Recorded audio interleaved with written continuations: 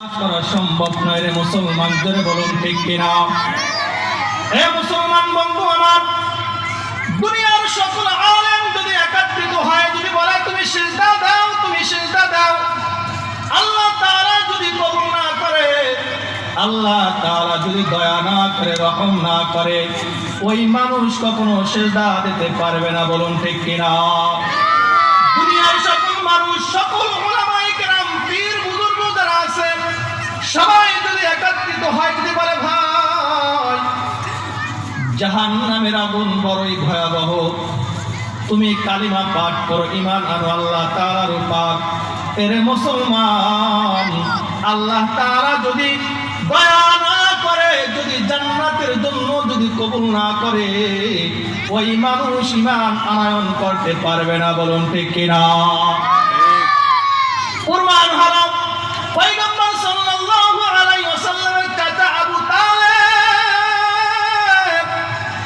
পয়গম্বর সাল্লাল্লাহু আলাইহি ওয়াসাল্লামকে এতটাই মহব্বত করেছে, এতটাই ভালোবেসেছেন মুসলমান। পয়গম্বর সাল্লাল্লাহু আলাইহি ওয়াসাল্লাম যখন মানুষের কানে কানে যখন কালিমার দাওয়াত দেওয়া শুরু করেছে, তখন আবু লাহাব, উতবা, শাইবা, এ মক্কার বড় বড় কাফের সন্ত্রাস যারা ছিল, এরা পয়গম্বর সাল্লাল্লাহু আলাইহি ওয়াসাল্লামকে মারার জন্য বিভিন্ন সময় হামলা করার জন্য প্রস্তুতি গ্রহণ করেছে।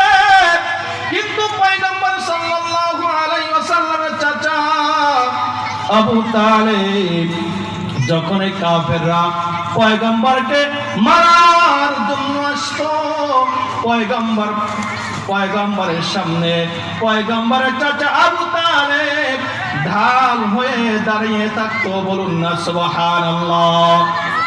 হে মুসলমান বন্ধু আমার, এই আবু তালেব যখন মৃত্যুর সাথে শহীদ, পয়গম্বর সাল্লাল্লাহু আলাইহি ওয়াসাল্লাম বলেন, ও চাচা, আপনি আমাকে কতটাই মহব্বত করেছেন রে চাচা, মনে হয় কিছু সময়ের মধ্যে আপনি ইন্তেকাল করবেন।